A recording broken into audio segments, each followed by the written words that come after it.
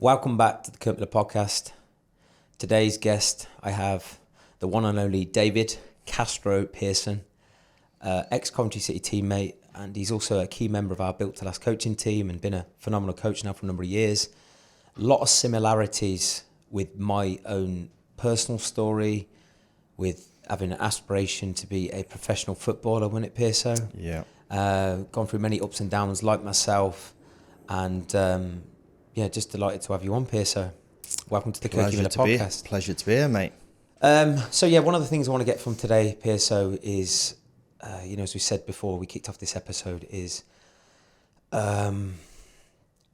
as we progress today, is just how you've overcome different moments of adversity, the identity shifts, the ups and the downs, because I think a lot of people get stuck at different periods of their life for many different reasons. Some might be to do with an identity issue. Some might be to do with a physical identity issue. Some might be to do with a professional identity issue. And I know you've gone through all of those in different periods, just like myself. But you've come through it, and you're an old man, still in great shape. Now we're here, mate. Like Pearso, so give people a background on where did you first grow up? I know obviously we were at Coventry together. Was it Coventry? Was it Leamington? I grew up in Leamington Spa. Obviously we met at Coventry. You were a year below me. We had a few nights out together, didn't we? Yes, we did. Yeah, quite quiet nights out. Obviously did the 2-year YTS. So from being at Coventry from a young age. What age did you get picked up? So I got spotted for playing for Warwickshire. Signed. What age would that have been? Because I'd have been about 14, I think. So was it 14? 14. I was there. We used to train at Bad Blake. We used to train on a Tuesday or Thursday night. I think it even went to 2 nights a week. Yeah. How long? Because obviously I remember playing in a reserve game of York, and it was an under-19 game. Yeah, it under was. 19. I was under 16 and stuff. But how long at the Centre of Excellence been around for a long time? It had been a few years. I think I'd been training there 2 or 3 years before I even went into the YTS, which it was then. It's obviously very different now. So obviously got the 2-year YTS. But did you just get picked up locally? I remember I was playing for my school team. I think I scored in every game for three or 4 years, I think, bar one. Yeah. So I'd scored loads of goals, played for Mid Warwickshire. We used to play against some good players in the days. Were you always a striker as well? For those, I played right wing actually at the start, because obviously I was quick. So I played at right wing, and then they put me up front. Yeah. Even going into the YTS, I was shifted right wing or up front. Yeah. I ended up playing striker. Similar thing to obviously PD, who was part of the coaching team. Yeah. Got England trials. Did you? Lilleshall, before doing the 2-year YT. What age was that? So that would have been 16. Okay. So I don't know. Was that when obviously when we had Peds on? Yeah. I had the Lilleshall trials. Obviously PD made the Centre of Excellence. Was it exactly the same thing? Yeah. So obviously Franny Jeffers was in my group. Okay. Alan Smith, ex-Man United Leeds player. Yes. Blonde Alan Smith. Yes. So I actually got to the last trial. Did you? At Lilleshall, yeah. So was that, because that must have been the same as me then, because I got down to the last 25 and then they picked 14 or 16. So I got to the last trial at Lilleshall. And again, this is kind of where I want to unlock the journey today, is that it was obviously being built up. You think you're gonna make it. At that point, I had a few clubs after me, obviously similar to you. Yeah. Because to add some context for anyone who missed the episode I did with Craig Peed, the players that went to that last trial were literally the best 25 players in the country. And they picked 14 or 16. And if you were the top 25 of the country, even if you didn't make that Centre of Excellence group, that then were, as PD said on his episode, you're then in a solely professional environment for 2 years with the best players in the country. So you went to a school called Idsel, which is basically training full time in living in Lilleshall, which is, So you live and breathe. PD, as PD said, you live and breathe football, and you are. As PD said, you can only get better being around. Again, and I think they were training every single day as well. Every day, so you went to school. You got a bus to school back. they actually on the last trial, they actually took us to the school we were going to go to. So it's almost like you're in, but then you're not. Yeah. So then obviously but I suppose at that point, what you're getting at, Pearso, is maybe just like myself as well, when that happened, is at that point you think you are destined for a career in top level football when you are around. For sure. Well, you think law of averages, if you're in the best 25 players in the country at 14, 15, 16, you're destined to be a professional footballer. You think you are, And to be honest, do you know, when I look back at the trial in itself and the lads they picked, I'm not just bigging myself up here, but I actually had a better trial than some of the lads they picked, and I was like, why do you think they didn't? Again, they look at so many different things. You know, maybe look at character, you know, confidence, all these different things, and you know, I definitely played really well on the trial, and I was actually, you know, coming away from it thinking, you know, I've done enough here. Yeah, I really feel like I've impressed. I think I can't remember how long the actual final trial. You were there a few days. So you were almost living and breathing it, correct, weren't you? Yeah. And you'd gone to the school. You know, you're looking at the school that you're going to go to if you got selected. And well, you got a taste as well. I remember when I did it. For those listening, you get a taste for being an England player. You do. You really do, because you're in England training gear, you are literally, you've got the best coaches in the country. It's funny because I was actually looking at some pictures the other day, and you know, because you know, back at my mum's for a short period, and I got some of these Lilleshall pictures out and looked, and it's like those memories come flooding back. Yeah, and it was tough to take because obviously I didn't make it. Which is part of this story is obviously the first sign of a rejection. You know, prior to that, just to strip this back here, so when did you first decide that you wanted to be a footballer? When did the love of football start, and why? I think obviously my dad's was Spanish. He lived in Spain. He was very into football. Again, from school, fell into it at school, playing for my school team. We had a really good team. I just don't remember anything else bar playing football. Obviously, we've talked, you know, before coming on air here about, you know, athletics. We had a good school athletics team as well. Did, you know, the 100 metres, 200 metres, long jump. So it was very explosive. So were you like a lot of players at that level, when you are generally one of the better players in your football team, a lot of the time the attributes that's made you a very good player as well is you're quick, and like myself, like PD, you generally, if you're good at, if you're quick, you generally, you could put yourself in most sports and excel. Yeah, I always did well. We had a basketball team, I was in that as well. But football was, you know, even from a young age, it was football in the morning, rugby in the afternoon. I had to go one way, and I thought, you know, football is, you know, what I loved. I didn't like getting fucking smashed. Football was the one. You know, I'd followed Liverpool. I know you're a Man United fan, so you know, we'll let that slide. But you know, I loved obviously watching Liverpool in the 80s when I was young. You know, John Barnes. Who was your first role model? Because sometimes I'm always intrigued when I ask someone that question, because that can really dictate who you're trying to become as a person. But was there any specific role model that stood out that from a football perspective, or maybe even who was your role model when you were growing up? From a football perspective, because I grew up between here and Spain. You know, I was very Real Madrid as well, was my Spanish team. They had a really good team then. There was Butragueño, you know, Sanchez. I have no idea who that is, but I'll take all these old players. And you know, for me, it was probably one of the Spanish players. Butragueño was one, and then John Barnes as a Liverpool fan. I just remember watching obviously the games, and you know, it's just, you know, 80s. Then Robbie Fowler came, and correct. You know, Michael Owen was another one. Talking about Lilleshall, he was the year above me. Was he only the year above you? Was he? He? So when I went to Lilleshall, he was there actually, and he was playing for Liverpool. He was quick. I would say I'm not just saying this, and people might think I'm a bit mental saying this. Obviously, you weren't Michael Owen, but I think your playing style was very similar to his. So that's in terms of you're quick, you're explosive, you play on the shoulder. Yeah, so that's my game. So it was kind of coming from that, and obviously being at Lilleshall, I saw him, and he was like the next best thing for Liverpool. Yeah, and I kind of did mould myself on him, playing off the shoulder. You know, I wasn't a back to goal person. I was down the sides, you know, trying to, you know, cause defenders problems running behind. Yeah.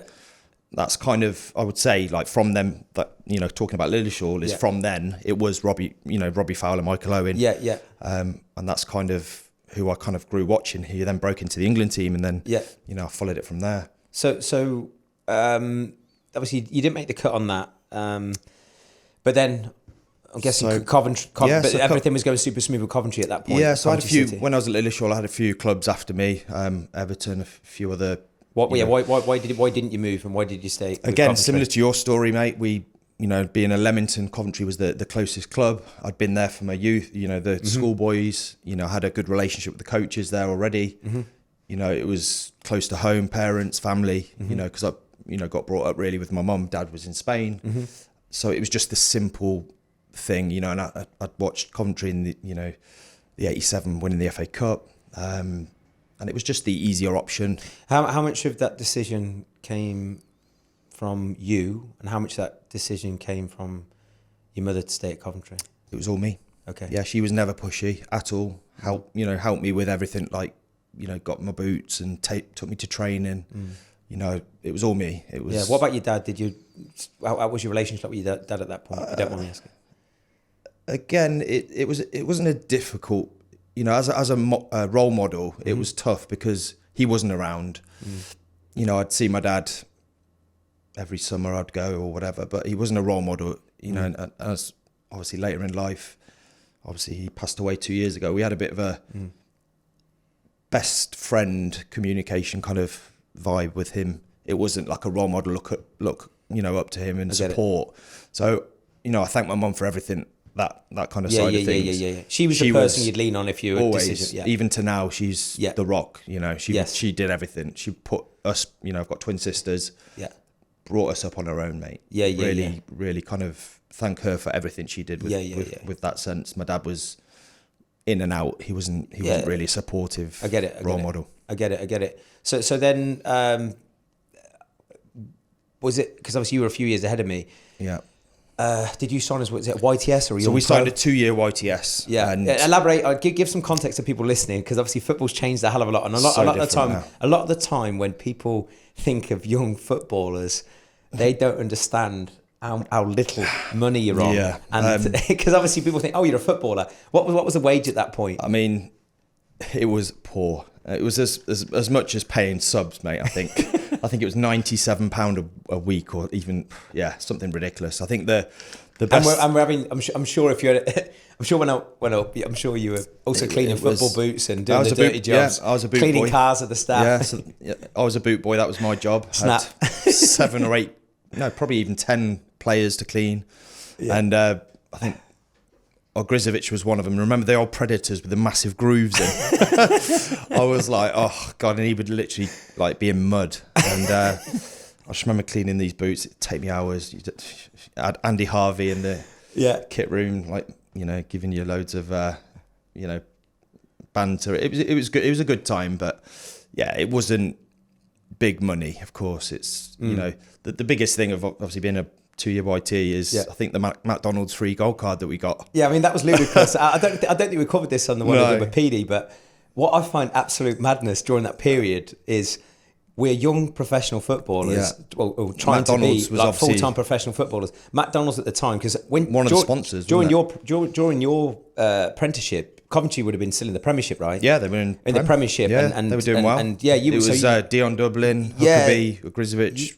You know, Peter Unlove, people like that. Unlove just coming out. McAllister, I was McAllister's boot boy. Yes. But they were sponsored. The Premiership was sponsored by McDonald's. Was one of the. They chose not to give the McDonald's gold cards to the first team, but they give it to the youth team. Yeah. You give a McDonald's gold card to a youth team player. Yeah. Mate, I didn't go past the McDonald's without having a chicken sandwich or something. We had one day release to college, right? To Coventry. On a Wednesday, I remember. Henley College. Henley. We was with Villa. We were with Walsall, West Brom, Birmingham, all in the same class. Gareth Barry was in the same class as me. And we had this gold card, and there was about 4 McDonald's within about a mile radius on a Thursday. So we'd go, you know, with our gold cards to college. Obviously, we didn't really kind of push the college class. It was more like, right, when's the break? Let's go to McDonald's. So we'd drive to one, because what it was, you got your gold card, you go to the McDonald's, you hand it over to the counter, you sign for your McDonald's, and then you go. Yeah. But we'd go to one, then the next, then the next. Yeah. So we had about 3 or 4 McDonald's in one day. Probably it's ridiculous, really. 3,000 calories. Back. We went for the amount of running around we did. I mean... Yeah, I mean, when you look back, it's, probably never touched you, but it was just... when it you worked for optimal performance. No. If Chris Lowe's listening to this, I don't think McDonald's when you look back now, it's conducive ridiculous. to optimal performance. But, yeah, so... Well, how long were you at Coventry for? Was that 3 years? Just 2 years. 2 years. 2 year YT. What went well in the 2 years? So we got to the FA Youth Cup final. Mm-hmm. So we had a really good youth team.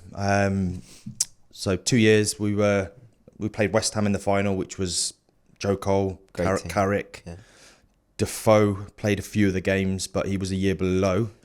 They had a few other players that played first team. I think lower leagues, but Adam Newton, Adam Newton, yeah, rapid. They were ridiculous. Adam Newton, that's one of the best youth teams I've ever seen. So over 2 games they battered us 7-2. And Coventry team was strong. We had Chris Kirtland, we had McSheffrey, obviously Peeds. It was just a great team. Yeah, we had a good team. Yeah, I mean, we'd beat Newcastle away 4-0 in St James's Park. We beat Sheffield United. Some really good teams that when you look back, like some of the players that made it through those younger groups. And in that final, how many? I'm pretty sure that was a sellout stadium. Yeah, we played at Upton Park, which was packed, and then Highfield Road at the time, and there was like 20,000 there. It was good. 20,000. So yeah, it was good. I'm guessing that was like the high of the high, right? That was you're the playing high. in front of 20,000 people. Yeah, and then they were signing. Some players were signing then for the pro contracts. Mm-hmm. I missed the playoff, the Youth Cup final because I was injured, hamstring. Yeah. We won't even go there. But I remember I was, up for renewal or not. And it was literally to the last minute. Mm. So because I'd been injured, they were like, we're just delaying, Strachan's going to kind of monitor things. And then it came to the time and sadly I got released. Yeah. And how did that, because I know I've expressed on podcast how I felt when Gary McAllister gave me that news, but what was your first initial reaction when you got told by what was it, Gordon Strachan? It was actually he was involved, but Richard Money was. I remember Richard Money, the one that actually and George Mackey. They were the two that were kind of in charge of the second year YTSs. Yeah. So they're the ones, and I remember the conversation, and it just. Did they take you upstairs into that office? Into that office, yeah. Into the office, yeah. I remember you go up the stairs and it is literally like... It was the office, actually, that we used to play Champ Manager in. We used to go after training and play in that room. And, yeah, it was... I just remember it clearly, like, we're not going to give you a contract. And it brought back that first kind of the rejection for Lilleshall, then that. Mm. Obviously, it was... a tough period because my dad wasn't around, he was in Spain. I took it really badly. It was a sad moment. Did you say anything? I know this is specific, Piers, so did you say anything back or what because for anyone who's fond of football, maybe played football, the perception of what people think football clubs are all about and what a footballer's lifestyle is all about is so different when you're actually behind the scenes, aren't you? Because it's such an intimate environment when you're in a football changing room. It's like your family. You're around different. You've grew up with these. You spent a lot of time with these boys, not just during those 2 or 3 years as an apprentice or young professional, but a lot of the time. I mean, some of the boys that I played with from the age of 10. Yeah, you've had 10 years of your life with people, and it's you come into that pivotal moment of God. I've invested 10 years into my life. It's massive. And before, obviously, mastering your craft before you get picked up by Coventry, and then it's just gone like that. Literally, that's it. What was your initial reaction? Gutted. Honestly, for a good few years, mate, I struggled. I must say, I wasn't as strong mentally to cope with it at that time. I think I'm not ever going to blame my dad wasn't around and give that card, but that didn't help. It didn't help because my mum did her best, but you need that father. You need that father figure, like to push you. And I was probably a bit weak in terms of the way I dealt with it at that time because I'd suffered rejection, and this is rejection from kind of my dad, probably Lilleshall, then that, and it does kind of beat you down. And for a good few years after, I was like, God, am I going to make it? Am I not? So what did you do? What happened then? So you left Coventry. So Was that pretty immediate? Because I remember when it was immediate. Yeah. I think there was a few weeks of the season left, but you could go. Like they ran some exit trials at the time, which were actually at Lilleshall. Okay. On the pitches there. So we did that. Had a few. You put out all your letters to all the clubs telling them you've been released. Yeah. You get a lot of yeses and nos, or come for a trial, or we'll look at you kind of thing. And how many trials did you go to? I had about 3 or 4 clubs interested. I went to I went to Yeovil Town. Mm-hmm. I went to Plymouth Argyle. Leicester were involved. I didn't go there for trial though. But then I went to Luton Town. Okay. So I went to Luton Town. It was almost like a week trial. Okay. Played a few reserve games and I was on fire in pre-season. Yeah, so I was on fire. So obviously you finished the season with Coventry, you get released. I know a lot of players would have completely folded in terms of their physical fitness and stuff like that. Knowing you weren't guaranteed like a professional contract and you were going back for, was it a pre-season with Luton? Yeah, so I had the whole pre-season. Did you keep yourself in shape during that period to some degree? Yeah, I was still, in my head, took the knock back, but I was still like, right, I'm going to, I've got trials here. Okay. There's potential. Even at that point, though, you look and you think, right, okay, this league, 2 leagues below, but you're kind of like, do I want to drop 2 leagues below? I'm like a Premiership player here. So it's like, God, do I have to go to Shrewsbury or, because I had a few local clubs as well. But Luton was the one that, I went on trial, did really well, and they actually offered me a pro contract. Oh, did they? Was that a year, 2 years? It was because they were struggling financially. Yeah. So it was a couple of months and then renew.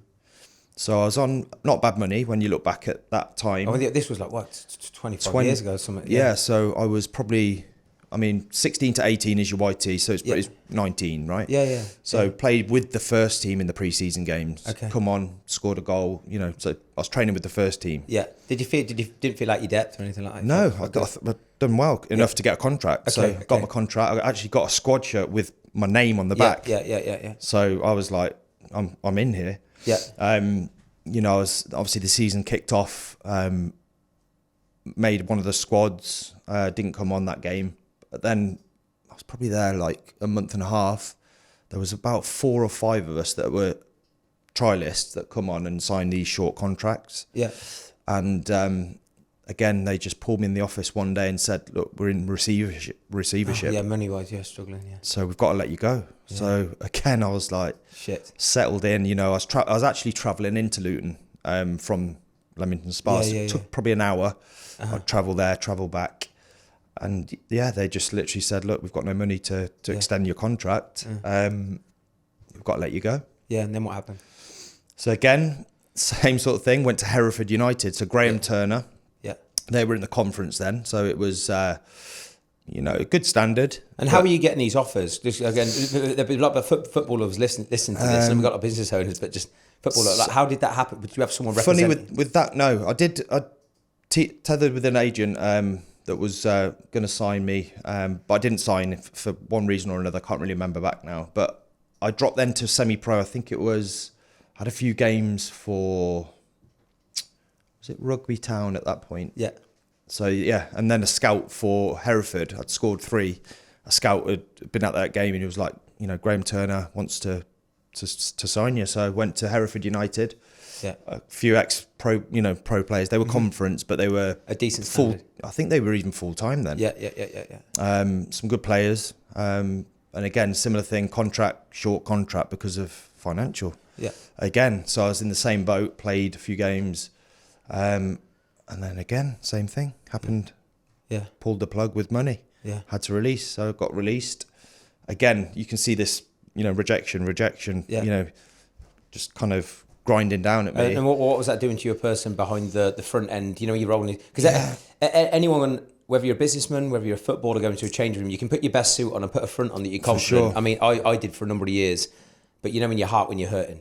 Mate, I was broken because I was the lad around town, my hometown, Leamington, going out on, a weekend and, he's a footballer, and in my head I was like, the footballer of the town. There wasn't well, many. that's probably probably like a lot of us. You associate Your identity, the perception of your significance based on being a footballer, and it can be. I don't know about you, Pearso. Part of you is when you've been the biggest fish in the pond, especially when it comes from a football perspective for a number of years,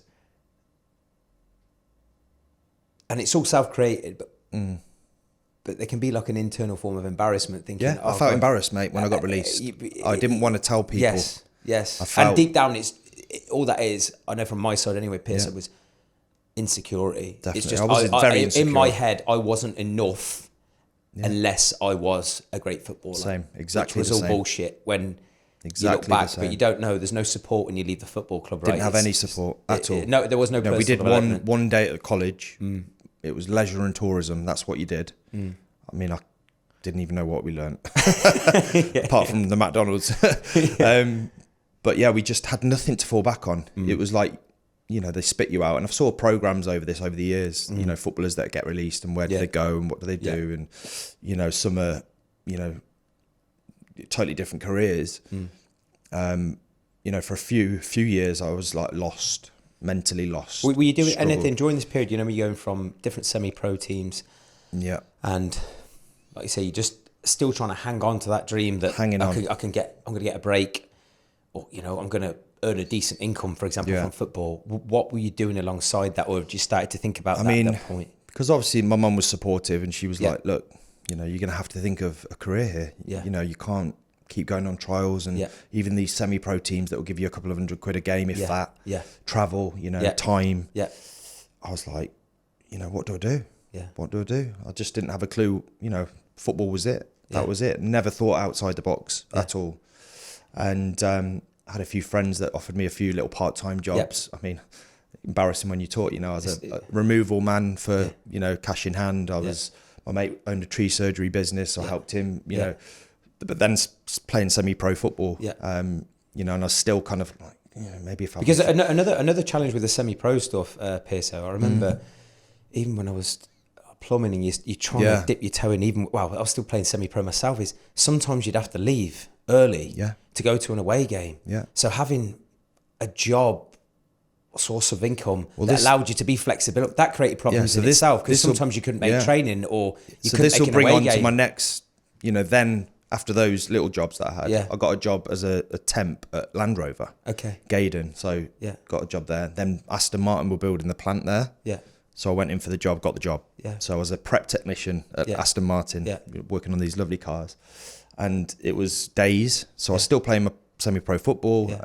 And in my head, I was still like, if I have a few games semi-pro, there's scouts around, you'll get spotted. And then it went to 1 week early, 1 week late. Yeah. So obviously 1 week I was fine, could play, could train. Second week, flipped, couldn't train, couldn't play. Yeah. And I was like, I want to play football here. So I left that job. Yeah. And then I was back to kind of square one again. Yeah. Because I wanted, again, to put it into football. Yeah. So when did the point come? Because I know obviously, like myself, you played semi-pro for a number of years after that. When did the point come that maybe fitness and health is the route to go down? Because I don't know about you, Pearso, I remember when I left Coventry, and I may have said this on a previous episode, looking back, the most obvious thing I should have done when I left Coventry was get into personal training and coaching. It was that glaringly obvious that... Because I have to be honest, I didn't... That wasn't in my head at the start. Yeah, but I didn't... Obviously, I went to the gym, like you. Because I think personal training back then, or that type of industry, wasn't even classed as maybe like a real job. Or no, it wasn't. When I looking now, I'm not just saying this because of what we do. You're changing fucking lives. Yeah, exactly. but I remember when I was 20, you're leaving Coventry, and I think there may have even been a few people that go, Kirk, why don't you get into personal training? Like, you love the gym, you're in great shape. I think you'd be pretty good at this. I was like, no. But I didn't have that support to even think about that. For me, I was still a footballer, and I was actually telling people that I was still playing, semi-pro, but I'm still a footballer.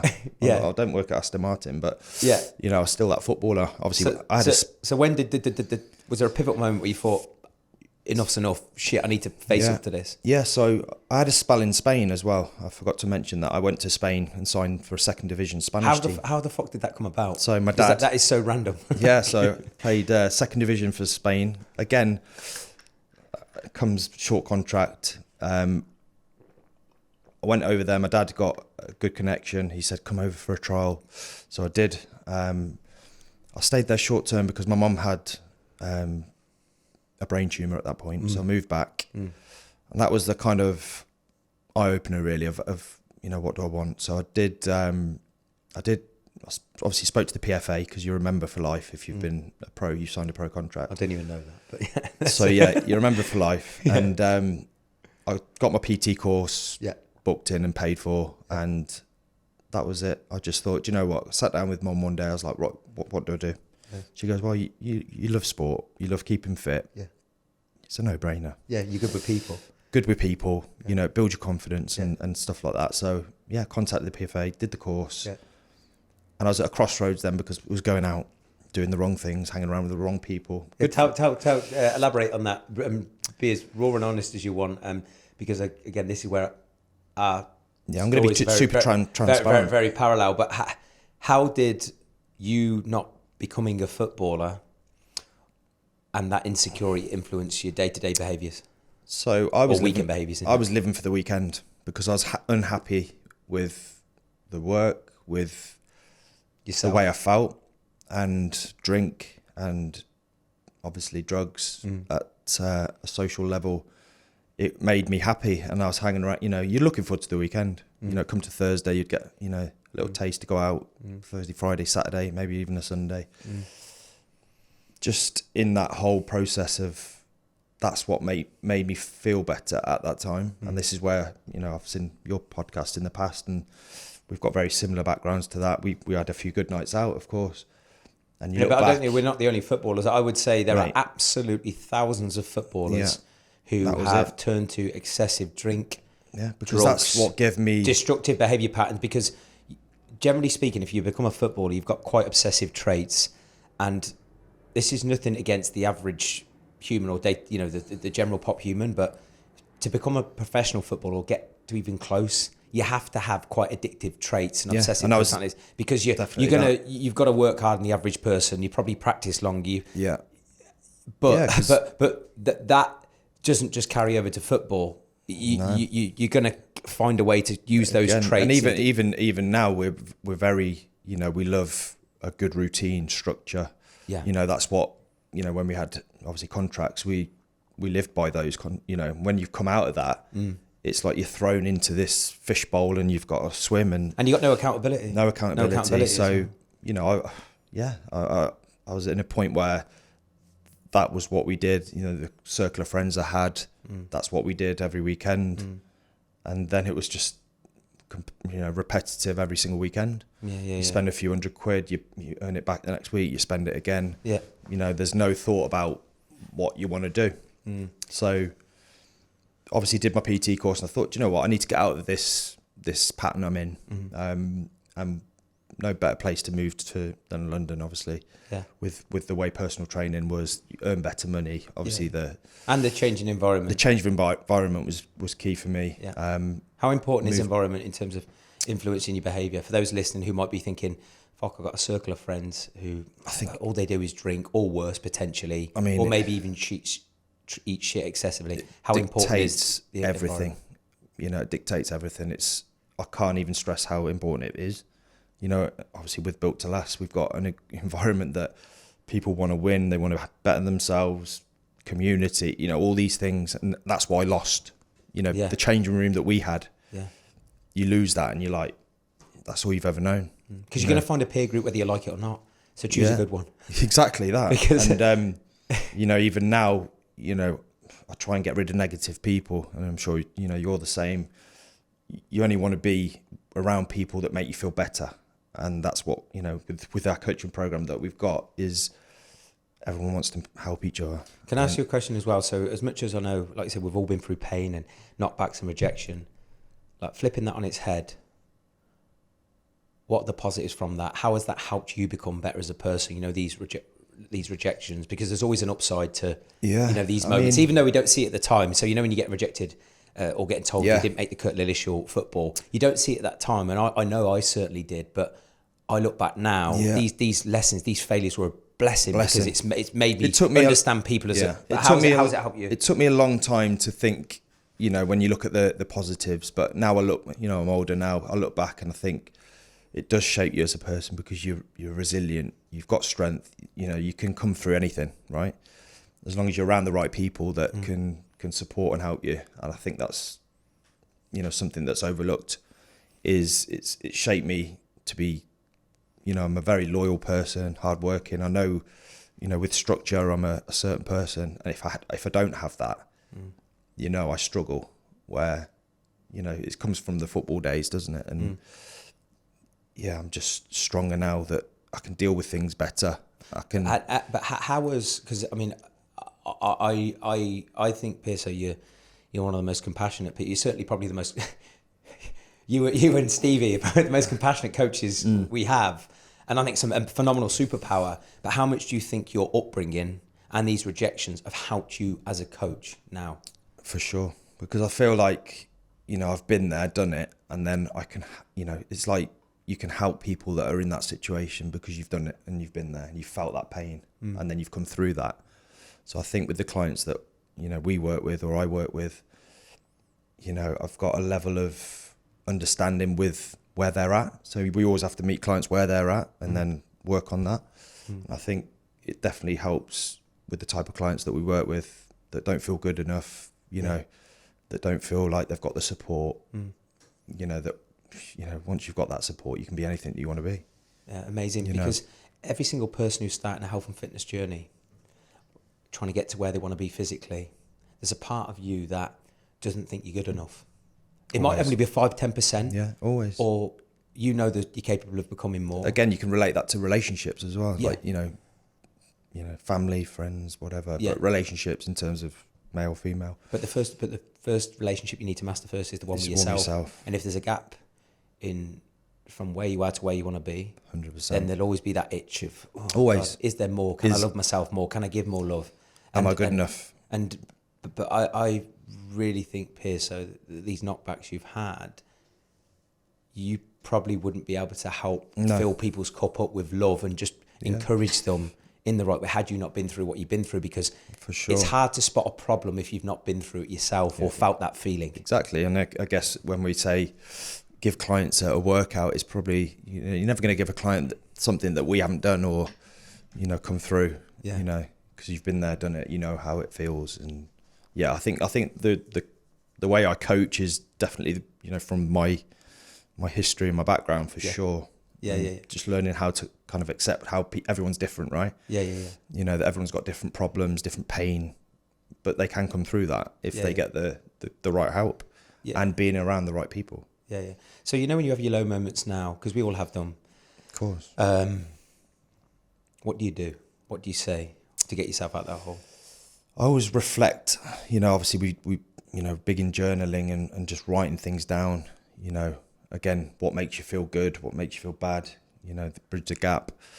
But I just look at, there's always someone worse off than me.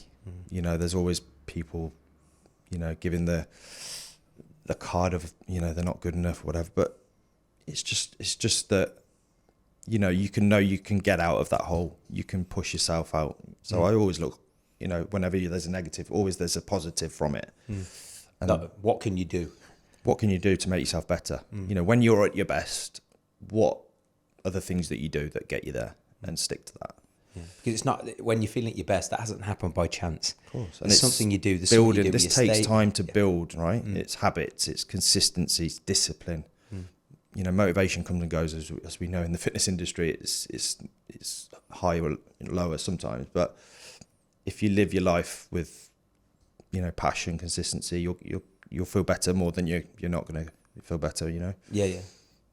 Why do you think, maybe we'll just try and get a little bit coachy on here now, for any entrepreneurs, business owners, or anyone who is stuck, they're not looking how they want to, they're not feeling how they want to, or maybe they're forever yo-yoing, what do you think the biggest reasons are that people yo-yo and don't push through to that next level?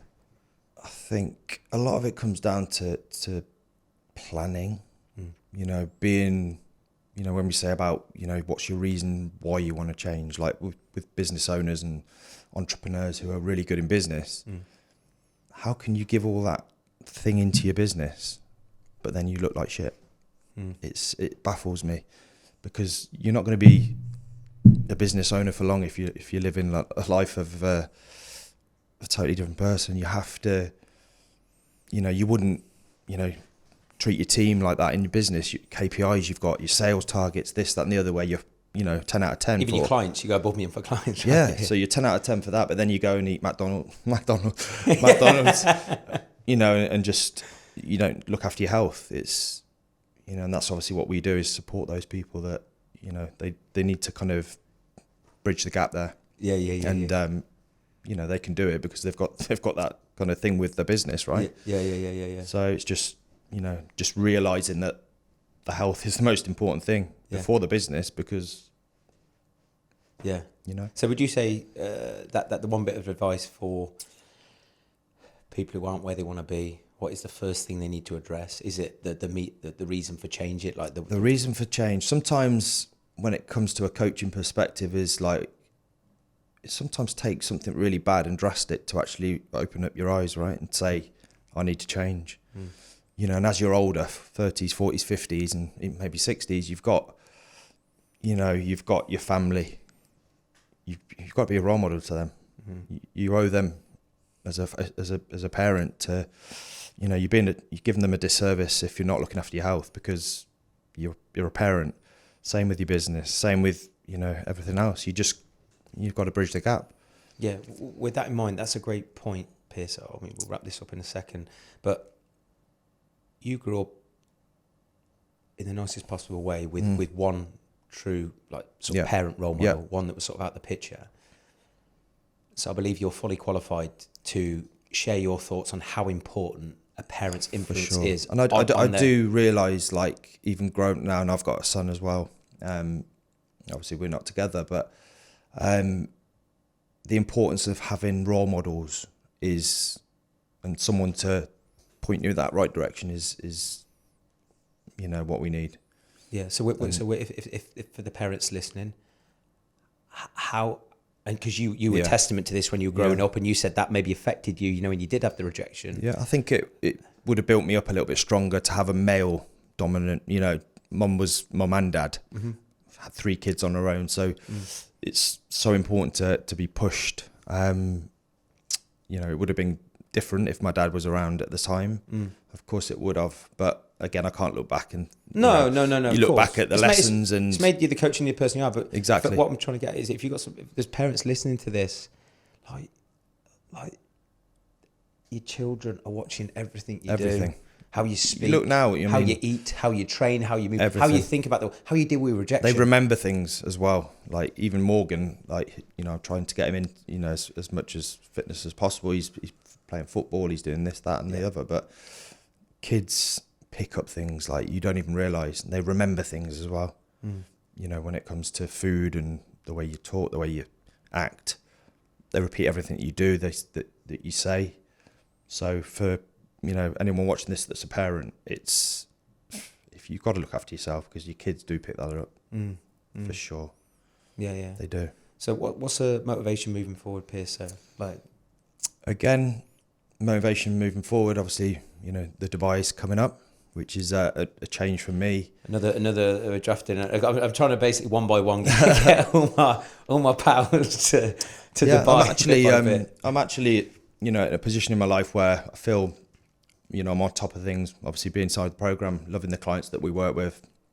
Obviously, we want to grow that as much as we can. Yeah. Keep supporting, the clients that we work with. Keep obviously as fit as I can. Obviously, I'm 42 now. He's still in great shape. He's got no hamstrings, but hamstring tear. But again, it's just being a role model for people that we work with. For myself, to keep myself in great shape. Obviously, I'm a father, so I want to be a role model for him, and look to a good future. Yeah, 100%, mate. Thank you so much for your time. It's been a pleasure. Where can people find you on Instagram? Because I know again, like me, you provide so much value. Yeah, so At Coached by DCP is my Instagram. Yeah. So it's an absolute pleasure to have one of my ex-Coventry City teammates. Absolutely so grateful, Pearso, for all the work you've done. I mean, Pearso's only joined the team sort of in the last year, but what I love about what Pearso's brought to Built to Last is that professional mindset, that professional standard. It makes a difference when the coaching team come from a professional sports background. I mean, we were very lucky, weren't we, Pearso? The calibre of coaches, I mean, we've touched on it briefly in this episode.